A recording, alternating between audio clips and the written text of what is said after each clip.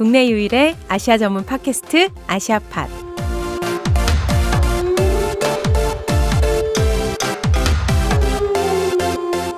안녕하세요. 첨연대 국제연대위원회 신미지 간사입니다. 아시아 각국의 이야기를 조금 더 깊이 들여다보는 아시아 TMI. 지난해에 이어서 아프가니스탄 이야기 좀 더 해보려고 합니다. 지난 시간에 이어서 구정은 국제전문 저널리스트 황수영 첨연대 평화국제팀장님 나오셨습니다. 안녕하세요. 안녕하세요. 되게 아름답네요. 안녕하세요가. 네, 아시아 TMI 아프가니스탄 1편에서는 아프가니스탄과 탈레반 등에 대해서 좀 자세히 알아봤어요. 더불어서 이제 미군 철수 상황을 들어봤는데요. 2편에서는 미군 철수에 대한 평가랑 주변국 동향 그리고 한국의 역할과 아프가니스탄의 미래에 대해서 좀 짚어보려고 합니다. 기자님, 지난 8월 31일 미국이 예정대로 아프가니스탄에서 미군을 철수시켰습니다. 철군 과정에 대한 평가가 사실 좋지 않는 것도 맞는데요. 이 미군의 아프가니스탄 철군 과정과 평가 좀 짚어주시면 좋을 것 같아요. 장기적으로 보면은 결국은 철군이 맞았다라고 다 평가를 할 거예요. 네. 뭐 안 하면 뭐 어떻게 할 거야. 네. 네. 천년만년 있을 수는 없는 거고. 어쨌든 조 바이든 미국 대통령 전임자들이 하지 못한 종전을 해버렸죠. 네. 사실은 뭐 버락 오바마, 도널드 트럼프 이런 그 전임자들은 다 아프간 철군을 얘기를 했는데 그렇지만은 지금은 아직 때가 아니다. 지금은 철군하면은 문제가 생긴다. 뭐 그래가지고 다들 못했잖아요. 근데 이제 바이든 취임하자마자 전쟁 종료를 택하고 철군에 강행을 했죠. 근데 이게 철군을 한 것 자체는 원칙적으로 맞았다라고 저는 생각을 하는데 문제는 그 다음에 우리가 알다시피 탈레반이 이렇게까지 빨리 공세를 펼쳐서 완전히 전국을 장악할 거라고는 사실 그것도 예상은 어느 정도는 됐던 거예요. 네. 네, 그래서 미국 내에서는 뭐 지금도 여론은 나뉘어 있지만 철군 과정에 뭐 잘잘못 얘기는 나오지만 결국은 철군이 올바른 결정이다라는 평가로 나갈 것 같아요. 여기 그 이유가 뭐 당연하게도 애당초에 하지 말았어야 될 전쟁이고 이 전쟁을 계속 끌어온 것 자체가 실수다라는 인식이 높잖아요. 네. 그래서 아프간 철군 뒤에 8월 말에 실시된 미국 내 여론조사를 보니까 당시에 바이든 지지율이 취임 이래 최저로 떨어지긴 했어요. 그래도 한 43%? 뭐 바이든 정부는 어차피 끝내야 했을 전쟁을 끝낸 거다라고 판단을 하고 있는 것 같고 뭐 당장 지지율이 떨어진 거에 대해서도 뭐 그렇게 염두에 두지 않는 듯이 철군 결정은 옳았다라고 지금 얘기를 하고 있죠. 그런데 또 카불 공항의 또 철군 과정에서 또 혼란 이런 것들이 계속 이제 뉴스로 타전이 되면서 또 미국의 사이공 탈출이랑 또 비교하는 언론들도 많았는데요. 그렇죠. 그 1975년 4월 그 베트남 탈출. 뭐 저도 그 시절에 이름 모르니까 이제 이번에 나온 거 보니까 미국인들이 사이공 미국 대사관에서 헬기에 매달려서 탈출하는 거.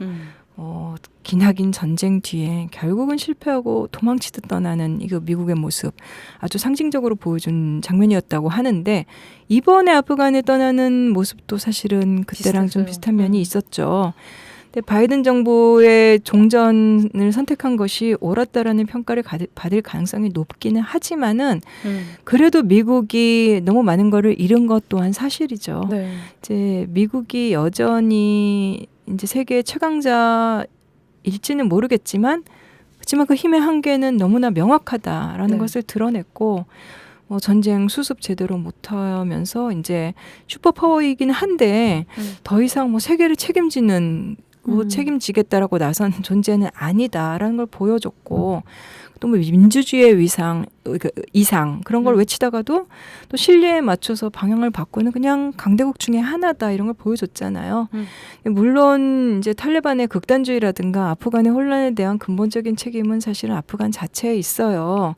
뭐 여성들한테 부르카 씌우고 학교에서 쫓아내고 그 기나긴 내전 그다음에 이제 정치적으로 불안정한 거 이런 것들 바이든 대통령이 말한 대로 아프간 사람들의 일입니다. 그게 맞아요. 그럼에도 불구하고 미국이 이렇게 도망치듯 떠난 거 충격적이었고 만약에 탈레반 체제 아프간에서 이제 대규모 이제 인권 탄압으로 인한 이제 피해라든가 혹은 굶주림이나 이런 좀 인도적인 재앙이 일어나면은 세계의 비난이 다시 미국으로 향할 수밖에 없을 것 같아요. 아니 아프간 사람들의 일이다 이렇게 말했을 때 전 되게 너무 냉정하다 이런 생각이 들었어요. 근데 지난번에도 말했듯이 그 그 911 다뤘던 그 다큐에서도 보면 미군들이 너무 고통을 많이 받았더라고요. 아무것도 모른 채로 전쟁을 갔다가 그랬죠. 예, 예. 내가 뭘 하고 있는지도 모르겠고 목적을 준 사람도 없고 그래서 너무 힘들었다는 얘기를 들으면 그 사람들 생각하면 빠지는 게 당연하다는 생각이 드는데 결국에 남는 문제는 아프가니스탄 사람들 걱정인 것 같아요. 그래서 우선 당연히 안 좋겠지만 아프간 경제 사정 지금 어느 정도인지 좀 알려주시면 좋을 것 같아요. BBC 보도를 보니까 탈레반 치하의 아프간인들이 맞닥뜨려야 되는 새로운 일상 가장 큰 건 굶주림이다 이렇게 나오더라고요. 세계 식량계획 통계로는 이제 미군이 있던 시절에도 이제 하루 세 끼니 온전히 먹지 못하는 사람 혹은 구호기구에 식량을 의존해야 되는 사람이 한 80%였대요. 근데 그 수치가 지금 탈레반 세상이 된 다음에는 뭐 93%로 올라갔다라고 얘기를 하는데 이제 아프간 전체 가구의 60%가 농업의 생계를 의존해요. 네. 그런데다가 또 여기 뭐 아편 재배, 뭐 네. 마약 밀매, 마약이 심각한 것 같아요. 예, 불법 광물 채굴 이렇게 불법 경제 비중이 굉장히 높고 그다음에 원조의 비중이 너무 높았어요. 2020년 국내 총생산 그 GDP가 한 200억 달러 정도 되는데 43%가 외국 원조금이었어요.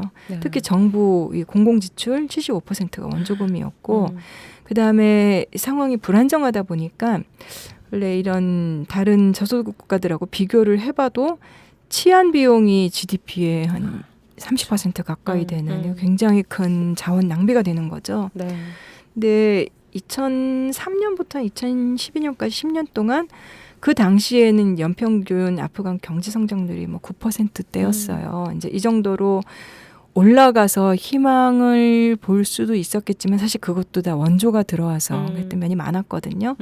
그랬다가 원조가 줄어들고 나서 이제 전쟁 10년 되고 원조금이 많이 줄어들면서 2010년대부터 이제 성장 당연히 못하게 되고 그래서 불법 무역을 빼면은 사실은 교역액 자체가 작아요. 작년에 전체 수출액이 한 8억 달러가 안 돼요. 근데 이제 탈레반이 정권을 다시 장악하니까 세계은행이 최근에 원조를 끊었고 국제통화기금도 이제 주기로 한 돈 한 4억 4천만 달러 이거 지급 이제 동결시켜 버렸고 또 미국에 있는 아프간 중앙은행 계좌 아프간 정부 돈이라고 할 수 있는 한 100억 달러 가까이 있는데 그것도 이제 동결이 됐죠. 근데 탈레반의 돈줄이 사실은 마약과 범죄, 뭐 납치, 뭐 몸값 받기 막 이런 것들이었는데 불법 경제 이런 거였는데 근데 그걸로 문제는 그 무장 게릴라 조직은 그걸로 유지를 할 수 있었는지 모르겠지만은 이 양귀비 키우고 마약 팔고 납치하고 그다음에 이제 소규모 소상공인들 뜯고 이런 걸로 정권을 유지할 수는 없죠. 나라를 그걸로 다스릴 수는 없는 거고. 그래서 탈레반 대변인도 외국이 우리를 도와주길 바란다라면서 외부 원조가 필요하다는 것을 인정은 했어요. 그럼 현재 지금 아프가니스탄 안에 지금 미국이 떠나고 탈레반 정부가 들어서는데 혹시 탈레반에 또 맞설 만한 세력이나 맞서고 있는 세력은 없는 건가요? 정치 세력들이 사실 1990년대에 탈레반이 이제 96년에 집권을 했는데 그때도 그렇고 그 뒤에도 이렇게 내전이 완전히 끝나지는 않았었어요. 특히 파슈툰족 정권인데 말하자면 탈레반이 거기가 주로 남부 파슈툰족 기반인 거고 북부에 흔히 뭐 북부 동맹 이렇게 불리는 그 군벌 여러 세력들이죠. 근데 그 원래는 그 2001년 전에는 거기 아마드 샤 마수드라고 하는 이제 군벌이 있었어요.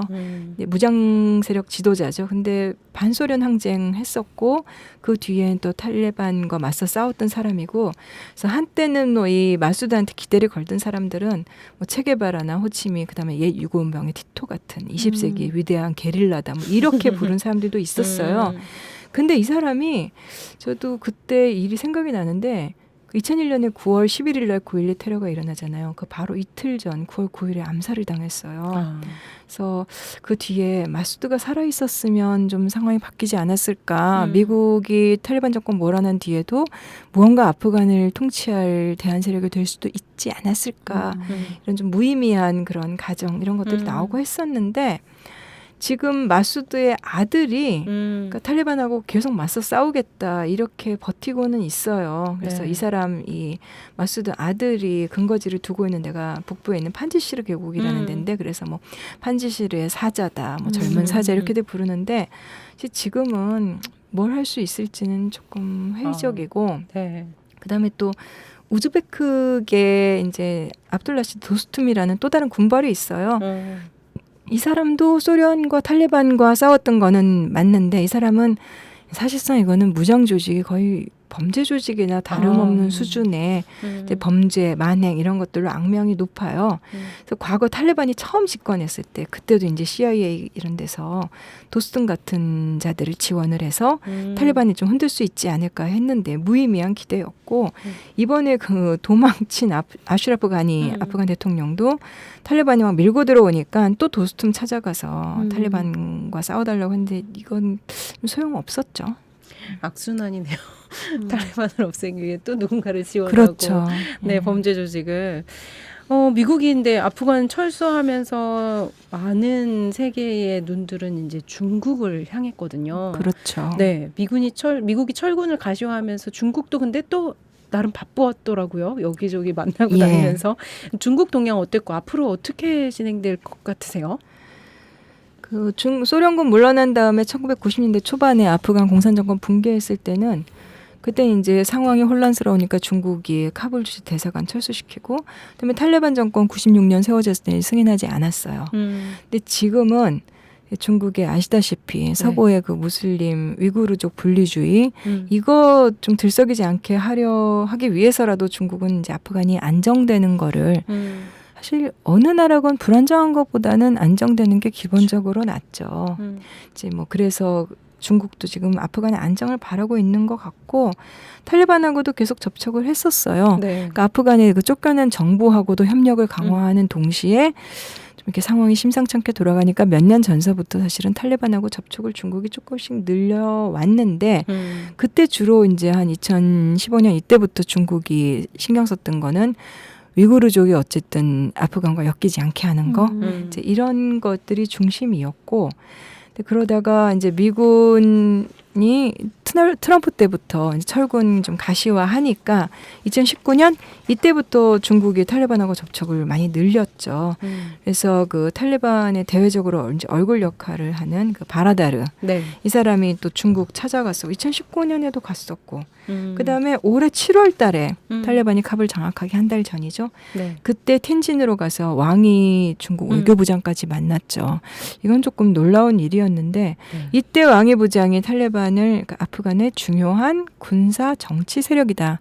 일종의 공식적으로 처음 인정을 해준 셈이 됐고 이 아프간하고 중국이 한 76km 국경이 다 있어요. 네. 근데 위구르 문제도 있지만은 또 아프간이 중국 입장에서는 이 남쪽 파키스탄까지 이제 중앙아시아에서 이쪽으로 쭉 통과해서 남쪽에 인도양 쪽으로 나아가는 이 중국 파키스탄 경제회랑이라는 계획이 있는데 이제 네. 1대1로 이런 거에 연장선상에서 이게 아프간을 직접 거쳐가진 않아도 아프간이 불안정해지고 좀 분란이 생기면 안 되죠. 그래서 안정을 바라죠. 그래서 이제 아프간, 타지키스탄, 파키스탄, 중국 이렇게 네 나라가 만나는 지역이 있는데 그 지역을 와칸회랑 이렇게 불러요. 네. 그래서 2018년에 중국이 여기다 군사기지도 만들었죠. 근데 그때 네. 중국은 인정하지 않았는데 뭐 홍콩 사우스차이나 모닝포스트 이런 데서 이제 그거를 보도를 했었고 그래서 아마 아프간의 옛 정부는 당연히 경제적인 지원 이런 것 때문에 중국한테 잘 보이려고 애를 썼는데 아마 탈레반도 계속해서 그런 관계를 이어가려고 할 거고 그다음에 또 아프간에 뭐 리튬이라든가 이런 광물 자원도 있다고 하고 그래서 중국 입장에서는 만일에 탈레반이 그러니까 여성 문제나 소수민족 문제에서 이전처럼 그렇게 탄압하지 않고 조금이라도 더 포용적인 모습을 보여주고 그다음에 그러니까 테러가 다른 나라들로 퍼지지 않게 뭐 막아주고 한다면은 그럼 이제 국제사회도 결국은 탈레반의 집권을 인정하지 않을 수 없고 그렇게 되면 중국 기업들이 뭐 아프간에 광물 캐러 들어갈 수도 있고 이런 예측도 있는데 중국의 목적은 아프간 내부 상황에 개입하지 않는 거겠죠. 네. 개입하는 그 제국의 무덤에 또 발을 들일 수는 없잖아요. 근데 만약에 그렇다 하더라도 그러니까 사실 지금 관심사는 중국이 개입을 하지 않으려고 버틸 텐데 어쩔 수 없이 관여를 해야 되는 상황이 올 수도 있는 거죠. 이게 무슨 뭐 꼭 군대가 들어간다라든가 이런 게 아니더라도 네. 만약에 탈레반이 세계의 지탄을 받는 행위를 한다면은 그들과 모종의 협력을 하는 것이 중국한테는 굉장히 큰 부담이 되겠죠. 그렇죠. 그래서 중국이 아프간과 경제 협력을 하면서 탈레반이 가장 극단적인 행동만이라도 못하게 이렇게 좀 견제해 주는 거. 그게 어떻게 보면은 지금 현재로서는 굉장히 최소한의 일이지만 또한 국제사회가 바랄 수 있는 최대한의 일일 것 같기도 해요. 중국은 아직 대사관을 철수하거나 뭐 그런 유지를 하고 있더라고요. 철수하지 않고. 그 중국뿐만 아니라 뭐 이란, 파키스탄 같이 이제 국경 맞닿은 국가들도 있고 뭐 러시아나 이런 주변 국가들이 지금 또 아프간 상황을 어떻게 보고 있고 동향이 어떤지도 좀 궁금한데요. 카불 공략하기 전에 한 달 동안 탈레반이 그 바라다르라는 사람 중심으로 해서 많이 바빴네요. 네, 러시아, 중국, 이란 이런 데 고위급 대표단을 보냈죠. 이 바라다르는 원래 예전에도 이제 미국과 그 탈레반 그 대표로 아프간 정부랑 협상을 했다가 그때 이제 미국하고 파키스탄이 공작해갖고 이 사람을 체포해버리는 바람에 10년 전에 협상이 많이 좀 어긋나고 이런 일이 있었어요. 그 다음에 국외를 떠돌다가 이제 2019년인가 아프간으로 귀국을 했는데 지금 제1부총리로 탈레반 정권에 화려하게 부활을 했죠. 근데 어쨌든 이제 러시아, 중국, 이란이 걱정하는 거는 아프간의 분란, 이 순위 극단주의 이런 것들이 넘쳐나서 특히 러시아는 체첸 문제 같은 것들로 몸살을 앓았고 또 이 중국은 위구르 문제가 있었고 이란도 마찬가지로 난민들이 많이 들어오고 하니까 이제 그렇게 분란이 국경 너머로 오는 그거를 막아준다면 사실 탈레반과 공존을 할 수 있겠죠. 사실 그거는 이 세 나라뿐만 아니라 전 세계가 사실은 지금 그런 입장이죠. 근데 그때 바라다르가 러시아 갔을 때 소련이 10년 동안 아프간에 점령해서 실은 이제 과거의 적이죠. 근데 40년에 걸친 갈등 끝내자라고 또 탈레반이 또 제안도 했다고 하는데 사실 뭐 미국에 이렇게 위상이 떨어지면 러시아나 중국에는 좋을 것이냐 그렇지도 않을 거예요. 아닐 것 같아요. 네, 어차피 뭐 그 두 나라가 미국처럼 세계 패권으로 무슨 주변국들에게 영향을 이렇게 많이 미치라고 하는 거는 아니고 왜 경제력이나 군사력 면에서 여전히 미국과 비교할 수 없는 상황이고 그래서 미국이 국제사회에서 해왔던 역할을 대신할 수 없는데 그런 상황에서 아프간이 혼란스러워져서 만약에 난민이 쏟아져 나오거나 특히 또 이 마약 거래 이런 거 늘어나고 혹시 그런 뭐 극단주의 공격이 일어나면은 미국보다 더 곤란해질 게 사실은 그 근처에 있는 이 나라들이에요. 그래서 어떻게 보면은 러시아나 중국의 부담은 더 커졌다 이런 얘기들이 많은데 이란 같은 경우는 아프간 서쪽에 있죠. 근데 뭐 아시다시피 뭐 시아파 종주국이고 이 순위 극단 조직 탈레반하고 좋은 사이야 당연히 아니었죠. 근데 어쨌든 이란은 공식적으로는 미군의 철수를 환영하죠. 이제 미국과 적대 관계니까. 그래서 이 영내 패권, 이 영향력 확대해 가고 싶은 이란한테는 미국이 나간 거 자체는 뭐 나쁘지 않다고 보는 것 같은데.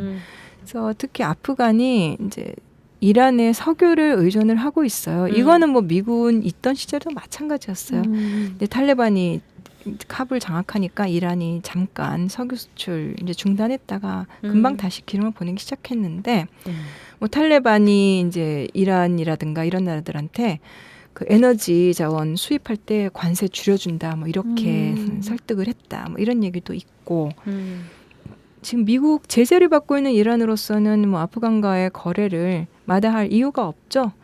이제 그래서 또 그런데도 또 최근에 이란 선거 결과가 이란의 보수파 정권이 들어섰고, 그래서 뭐 이란과 아프간의 관계는 오히려 더 좀 늘어나지 않을까 이렇게 보는 사람들이 많은 것 같고. 파키스탄은 이거는 뭐라고 한마디로 정리해서 하나의 방향성으로 갈 거다라고 말씀드리기 힘들어요. 그러니까 90년대 후반에 탈레반하고 그 북부동맹이라는 세력하고 교전할 때 그때 파키스탄 정권이 이 탈레반을 지원해 줬어요. 탈레반 정권 그때 인정했던 나라들 중에 하나고. 근데 그러다가 또 미군이 아프간 침공하고 2001년부터는 파키스탄 정권이 미국에 또 보급기지 역할을 또 해주고 그 대신에 거액의 돈을 받았었죠, 파키스탄이. 근데 탈레반하고 또 물밑으로 또 끈끈하게 뭐 민족적으로나 많이 연결이 되어 있고 그래서 이중적이라고 보시면 될 것 같아요. 그러면 지금의 파키스탄 지도자 임란 칸도 파슈툰족인데 이제 파키스탄이라고 해서 이 정보와 그다음에 군부, 그다음에 아프간 접경지대의 그 부족 세력들 어느 하나로의 세력으로 통일되어 있지 않거든요. 그래서 아마 파키스탄 정부는 탈레반이 재집권해서 이제 파키스탄 안에 파슈툰족 극단주의 세력들이 더 기승을 부리게 되는 거 그거를 걱정하기 바쁠 것 같아요.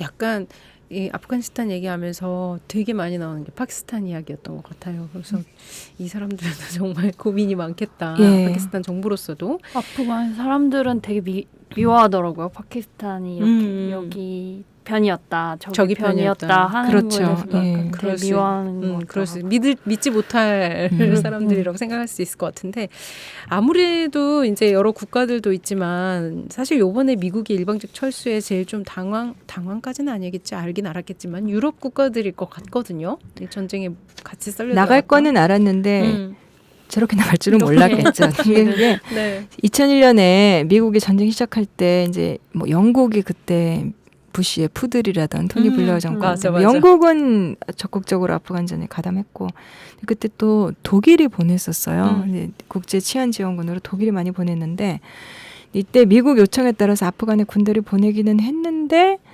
그 시절에 그 기억하시는지 모르겠지만 2000년대 초중반에 이제 미국의 일방주의 이거에 대해서 반미 정서가 전 세계에서 많이 맞아요. 고조가 됐었죠. 미국에서도. 그래서 심지어는 이 항상 미국과 같은 길을 걸었던 한국에서조차 굉장히 그렇죠. 반미시 많이 일어나고 근데 그때 파병한 나라들은 각자 다 자기 필요에 따라 보낸 거라고 하더라도 자국 내에서 그 정권들이 반발을 무릅쓰고서 군대를 보낸 상황이었잖아요.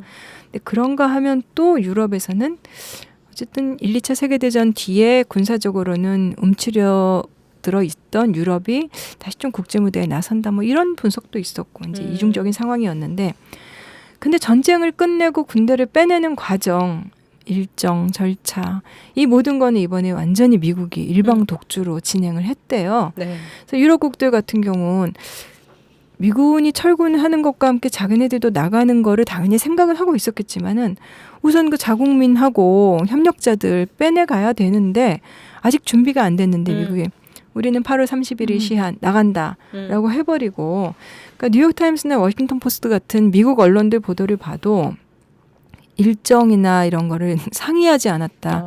바이든이 통보만 했다. 그래서 유럽 동맹국들 쪽에서 미국에 대한 신뢰가 아주 떨어졌다. 이런 지적들이 나오더라고요.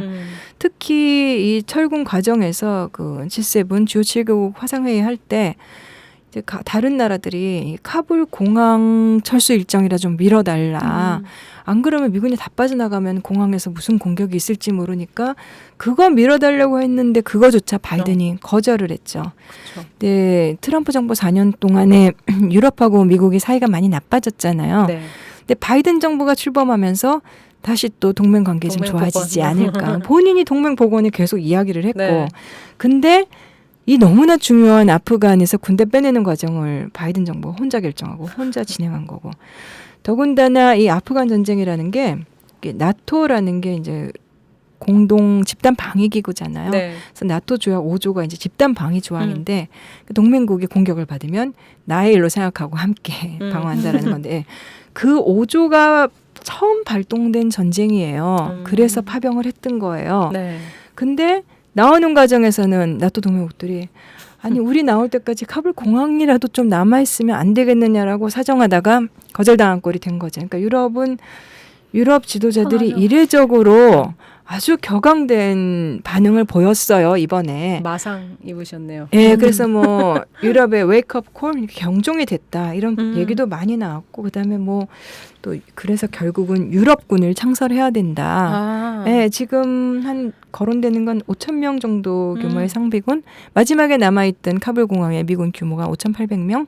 근데 프랑스가 이제 북아프리카 일대에서 좀 군사작전할 때 한 5,000명 정도인데, 그래서 대규모는 아니어도 이렇게 급박한 상황이 벌어졌을 때는 충분히 기능을 할 수 있는 그 정도는 만들어야 되지 않겠느냐. 미국의 안보 우산 밑에 들어가 있으면서 국방 부담을 줄이고 유럽의 경제를 키워온 거는 이제 20세기 후반 내내 맞는 얘기인데 아무래도 안 되겠다 이런 얘기가 못 믿겠다. 예, 이거네요. 나오고 지금은 논의가 근데 사실 이 유럽 상비군 얘기도 한두 번 나온 건 아니에요. 냉전 끝나고 계속 나왔지만 지금은 조금 구체화되고 있는 것 같아요. 그래서 뭐 11월 달에 이제 상비군은 아니어도 신속대응군 이런 거 구성하는 방안을 유럽연합에 공개한다고 하고 프랑스가 주로 유럽의 군사적인 문제에 대해서는 목소리를 높여왔는데 내년 상반기에 이 유럽연합의 순회 의장국이 프랑스예요. 그래서 그때 아마 좀 뭔가 틀을 보여주지 않을까 좀 그런 얘기들을 하고 있죠. 그러면 같이 군대를 만드는 거예요? 그 국가들이 나토 국가들이 다 같이 군인들을 차출하고 막 이런 식인 건가요? 차출을 상비군을 만든다 그러면은 아마도 차출하는 형식이 돼야 되지 않을까 싶은데 예전에 90년대 옛 유고연방 내전 때 그때 얘기됐을 때는 언제라도 정해진 예를 들면 2달 안에 동원할 수 있는 몇만 명 규모를 확보해 놓는다 뭐 이런 식으로도 했는데 어떻게 나올지는 자세하게는 모르겠어요. 이제 틀 잡고 논의하는 걸 봐야 될 것 같아요. 결국은 그럼 유럽연합 안에서도 누가 얼마를 내고 어느 그쵸. 정도의 인원을 낼 것인가. 아마 뭐가 됐든 간에 프랑스가 주축이 되려고 하겠죠.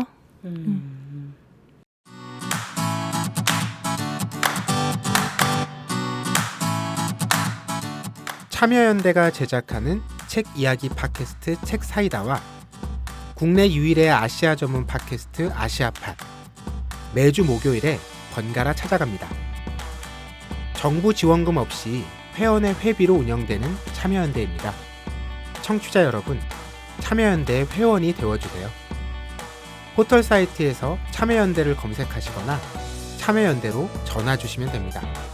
전화번호는 02-723-4251 02-723-4251입니다.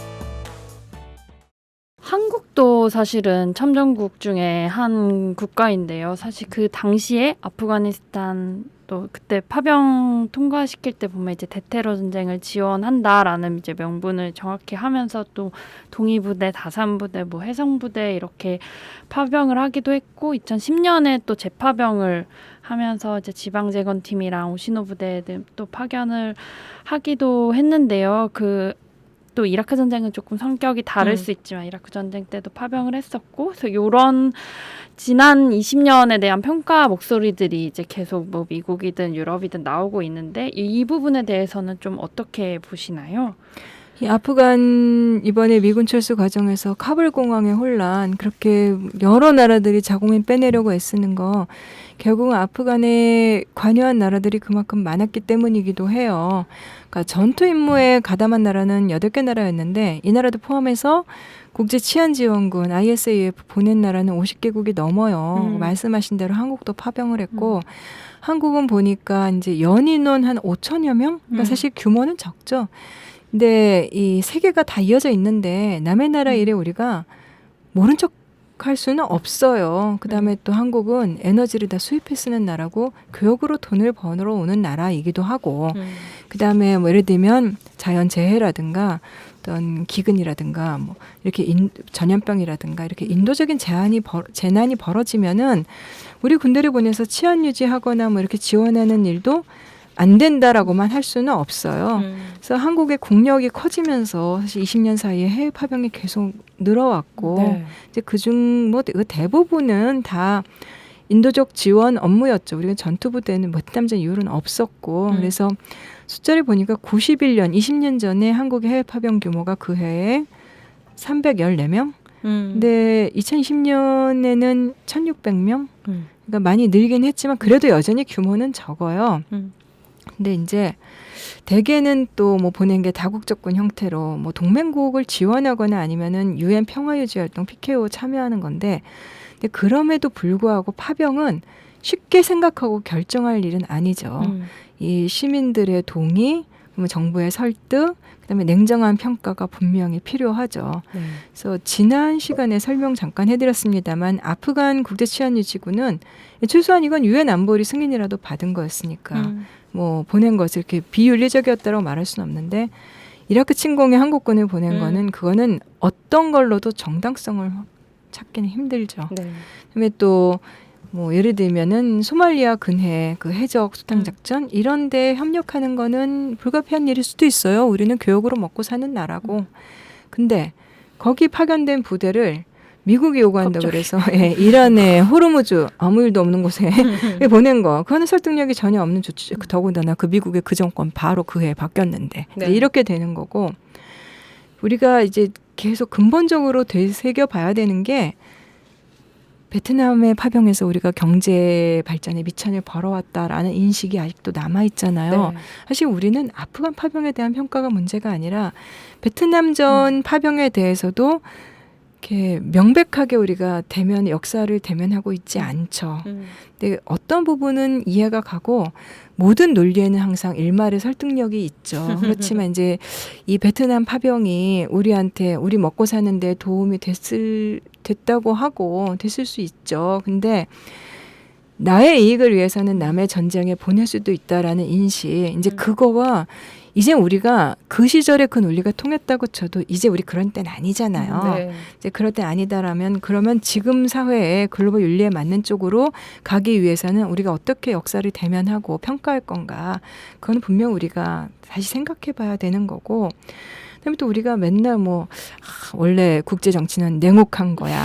힘의 논리에 따라. 근데 그렇지 않습니다. 정말 제가 네. 만나는 분들한테도 말씀드리는 게 야, 그거 무슨 보이콧 한다고 되겠어? 그 보이콧으로 남아공의 백인 정권이 무너진 거예요. 그래서 이라크 같은 경우도 그렇게 세계가 감시하고 반대했기 때문에 미국이 작전하는데 굉장히 조심스러울 수밖에 없었던 거고.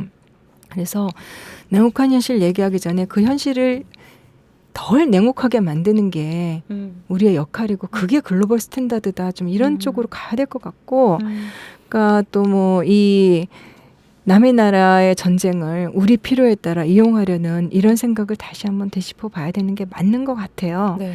특히 또 한국에서 이라크 파병할 때도 다시 정부의 논리가 이 미국의 요구를 들어줘야 이제 남북관계 푸는 게 도움이 된다. 그거 2020년에 호르무즈 파병할 때도 똑같았죠. 그럼 미군이 이 분담금, 주한미군 분담금 깎아줄지 아냐 남의 전쟁으로 나의 평화를 살 수는 없습니다. 네. 전쟁을 그렇게 해서 그래서 우리 평화를 살 수 있었다면은 우리 돈도 많은데 진작에 샀겠죠. 예, 그거는 못 샀을까요 아직도?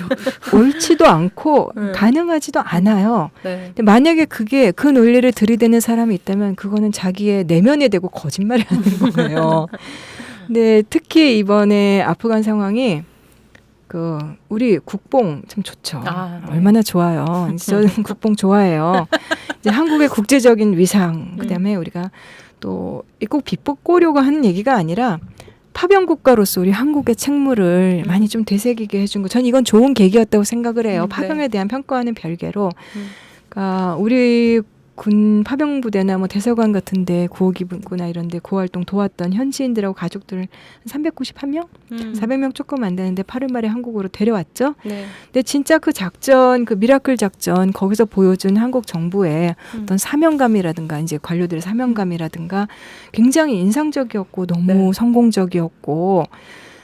그래서 국민들이 많이 찬사를 보냈고 굉장히 자랑스러웠죠, 진짜로. 네. 그래서 코로나19 K 방역에 이어서 다시 한번 또 우리 국뽕을 일으키는 기회가 되기도 했잖아요.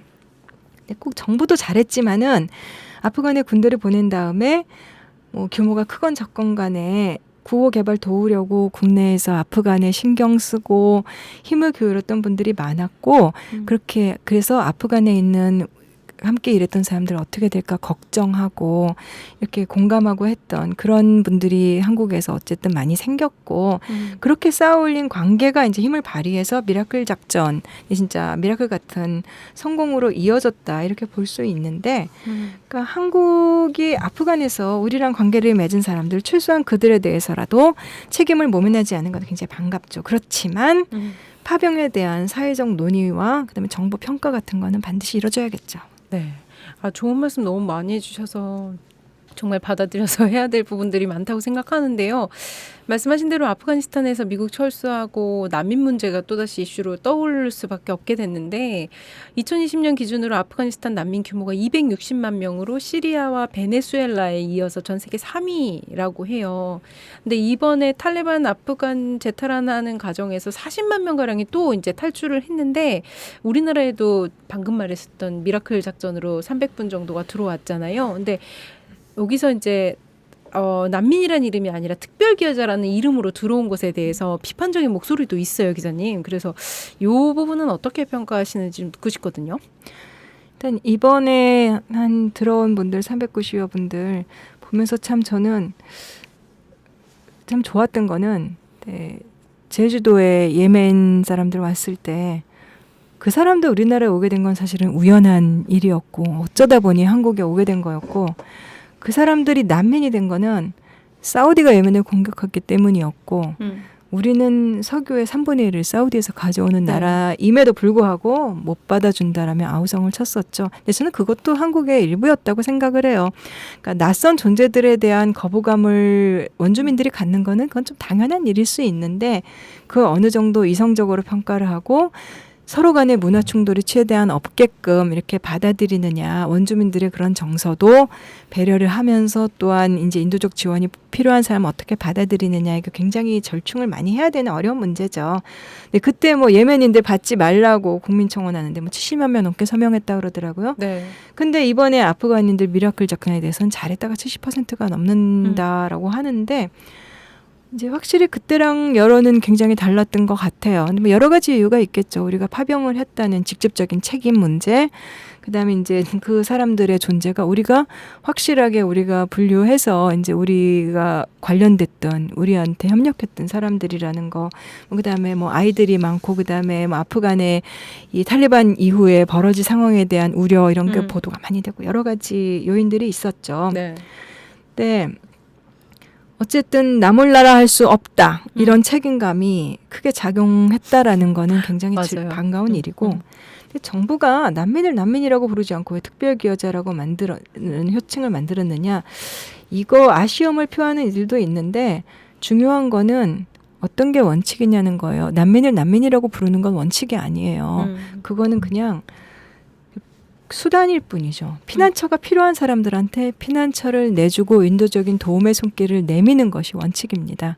그들을 규정하는 용어라든가 어떤 법규를 적용할 거냐, 이거는 수단이고 절차일 뿐이에요.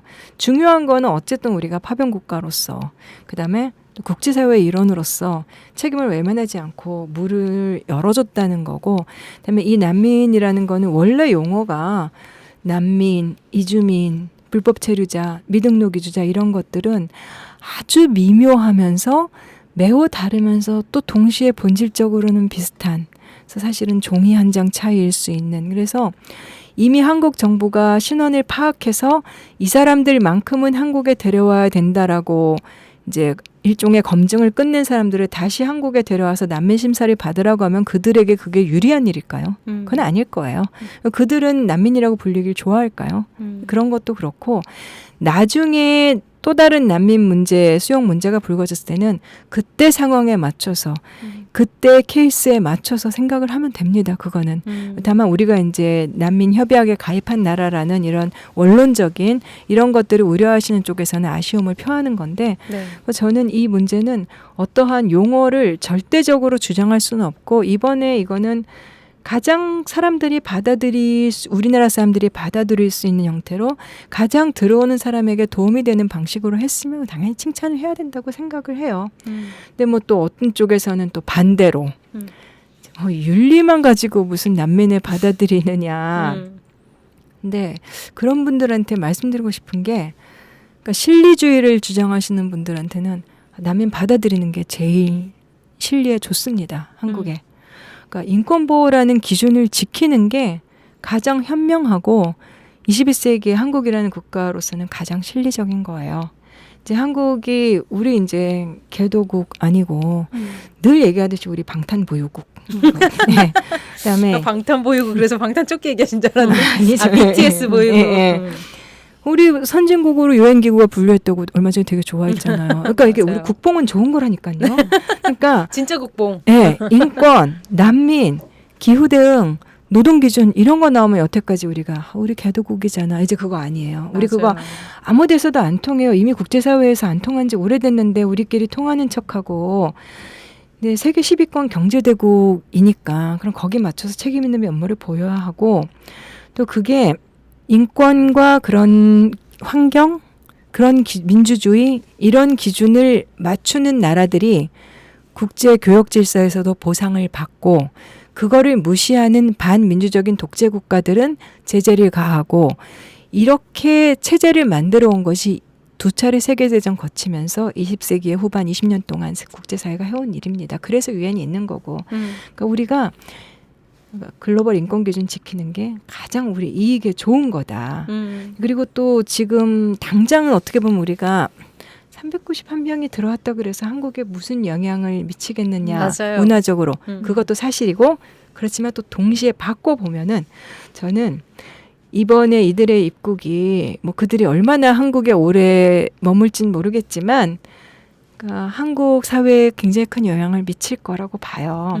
그러니까 세계 일원으로서 한국이 져야 하는 책무에 대해서 우리 사회의 인식을 높여줬고 그다음에 이제 인권의 그런 글로벌 기준을 받아들이는 우리가 중요한 한 걸음을 내디딘 거고 그리고 또한 낯선 사람들과 함께 이렇게 부대끼는 것이 갈등의 원인이 될 수도 있지만 또 장기적으로는 이제 전혀 문화가 다르고 오게 된 배경이 다른 사람들과 함께 살아가는 법을 배우는 기회를 그들이 우리에게 준다라고 생각을 하시면 좋을 것 같아요. 네, 더 성숙해질 수 있는 기회일 것 같아요.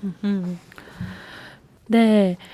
또 최근에 또 지난 9월 7일에 수하이 샤힌 탈레반 대변인이 SBS랑 또 인터뷰를 했더라고요. 그래서 이제 아프간 지금 국민의 70%가 빈곤 상태에 있다. 한국 정부랑 도움이 절실하고 같이 하고 협력하고 싶다. 이런 의사를 또 밝히기도 했는데 앞으로 아프간과 어떻게 관계 맺고 또 어떤 역할을 해야 될까요? 한국이?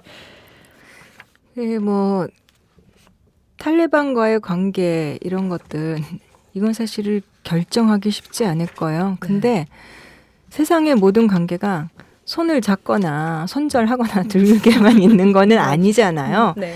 양극단으로 할 일은 아니고 저는 중간 단계의 방안이 많이 있을 것 같아요. 근데 뭐 예를 들면은 인도적 차원의 원조에는 계속해서 참여를 하면서 아프간인들의 좀 삶을 낫게 만드는데 우리가 기여를 하고 그러면서 이제 아프간과의 그러니까 전략적으로 또 실리적으로 관계를 유지하는 그런 방향도 있을 거고 또 아프간의 인권 상황을 개선하려는 이제 국제적인 노력에 예를 들면 국제사회가 압박을 할 때 또 거기 동참을 할 수도 있는 거고 그래서 그런 부분은 충분히 할 수 있을 것 같고 그러니까 아프간이 돈이 필요하고 가뜩이나 원조 경제였는데 원조가 끊어진 상태에서 그 탈레반은 세계에 손을 내밀 수밖에 없고 그런 기회를 세계가 이제 활용을 해야겠죠. 이제 그렇지만 또 그런 극단적인 행위나 이런 것들이 벌어지지 않게 압박을 가야 되는데 그런데도 한국이 국제사회 일원으로서 또 목소리를 낼 수 있고 그래서 저 나라랑은 도저히 절대로 탈레반과는 말도 해서는 안 돼. 이럴 수는 없는 거고. 그래서 여러 가지 방안들 앞으로 탈레반이 어떤 행보를 보이느냐하고 굉장히 많이 연동이 되겠죠. 쉬운 문제가 아닌 것 같아요. 이제 마지막 질문인데요. 참 어려운 질문이기도 해요. 아프간의 미래 어떻게 될까? 그런데 저는 가장 걱정되는 게 이제 바로 여성 인권 문제인데요. 탈레반이 여성 인권 존중한다고는 했는데 여성부도 폐지했고 초등학교에서는 남녀를 분리해서 수업을 듣긴 하겠지만 중등학교는 또 남학생 등교만 허용하기로 했고 또 여성 공무원들의 출근을 금지시켰다는 보도도 최근에 나왔습니다. 이것만 봐도 이제 아프간에 좋은 미래가 있을 수 있는 건가 이런 의문이 들기도 하거든요. 기자님 어떤 희망이 있을까요? 그 루시의 책이었나요? 희망이란 있다가도 없는 것이고 없다가도 있는 것이니 빵 터졌어요. 많은 사람이 걸어가면 예, 길이 되는 건데. 예. 철학자 네. 두 분을 모셔놓은 네. 것 같습니다. 네, 그 미첼 바첼레트 유엔 인권 최고 대표가 이제 아프간 탈레반 카불 점령 뒤에 우려되는 상황들 얘기를 하면서 이제 결국은 여성들을 어떻게 하느냐가 관건이 될 것이다. 근데 그게 이제 가장 단적으로 보여주는 면일 거예요. 그래서 자꾸 여성 문제 얘기를 하는 건데, 근데 보면 제가 여기저기서 이 얘기를 하는데, 이제 아프간 탈레반 재집권하기 전에 세계에서 여성 인권 제일 안 좋은 나라가 어디냐 그러면 사우디다 뭐 하는데, 세계에서 남성 인권이 제일 안 좋은 나라 어디냐면 사우디거든요. 예. 약자의 인권이 안 좋은 곳에서 다른 사람들이 최약자 말고 그 바로 위에 있는 사람들이 좋은 인권 상황을 누릴 수는 없어요. 근데 아프간은 여성만의 문제는 아니고 사실은 남성들도 엄청나게 핍박을 받을 거고 인권이란 것 자체가 이제 무시당할 텐데 그럼에도 불구하고 여성들 인권을 걱정하는 거는 너무 폭력적이고 그건 우리가 봐서 과거 집권했을 때 봐서 그런 거잖아요. 근데 그 말씀하신 대로 뭐 여성 이제 여학생들 교육 현장에서 쫓아내려고 하고 이런 조치들을 지금 탈레반이 가시화하고 있죠. 네. 뭐 그런 과정에서도 또 여성들이 그 카마프레스인가 그 현지 언론 보니까 탈레반이 여성부 폐쇄한다고 하니까 여성부 건물 앞에서 또 시위도 하고 2019년에 아프간의 여성 취업률이 22%였어요. 네. 사실 탈레반 정권 시절에는 상상도 못했던 일이죠. 그다음에 전체 남녀 불문하고 문자 이동률이 1979년에 18%, 2011년에 31%, 2018년엔 43%. 물론 세계 기준으로 보면은 가장 낮은 축에 속합니다. 뭐 학교에 못 가는 남녀 불문 아이들이 뭐 300만 명이다 뭐 이러고. 근데 어쨌든 그럼에도 불구하고 나아지고 있었는데 이제 모든 게 다시 뒤집히게 됐죠. 네. 근데 그 아프간의 미래를 이야기하셨잖아요. 근데 네. 저는 이제 주로 아프리카의 몇몇 나라들을 예전에 취재를 했었는데 항상 가보면 느낀 그 저개발 지역을 가면 느끼는 게 뭐 원조 무슨 뭐 개발 시장 중심의 성장이 뭐 5만 가지 이야기가 나오지만 제일 중요한 게 진짜 교육이에요. 네. 그래서 그 생각이 너무너무 많이 들어요. 그러니까 우리가 생각하는 이 치열한 대입 이런 게 아니라 이 고등교육이 아니라 기본적인 인프라를 깔 수 있는 도로를 깔려면 도로를 설계할 수 있는 사람이 누군가 있어야 되고 전력을 공급하려면 발전소를 지을 수 있는 사람들이 있어야 되고 진짜 아주 기초적인 이제 이런 건데 이제 당장의 뭐 경제 문제나 여성들의 인권 현실 당연히 문제지만은 아프간의 미래를 생각할 때 참 마음 아픈 게 그나마 20년 동안 쌓아온 것들이 이제 무너지게 됐다는 거겠죠. 근데 그것들 중에는 여성들한테도 개방이 돼 왔던 이제 뭐 학교 교육이라든가, 그다음에 그래도 생겨나고 있던 자유로운 언론이라든가, 그다음에 그래도 스스로 어떻게든 해보려고 했던 치안 노력, 그다음에 또 뭐 아무리 정부가 뭐 부패했네 무능하네 해도 이렇게 민주선거를 치러본 경험, 네. 이런 것들이 무위로 돌아가게 되는 게 가장 안타까운 일인 듯해요. 그리고 또 아프간의 지식인들, 그다음에 관료들,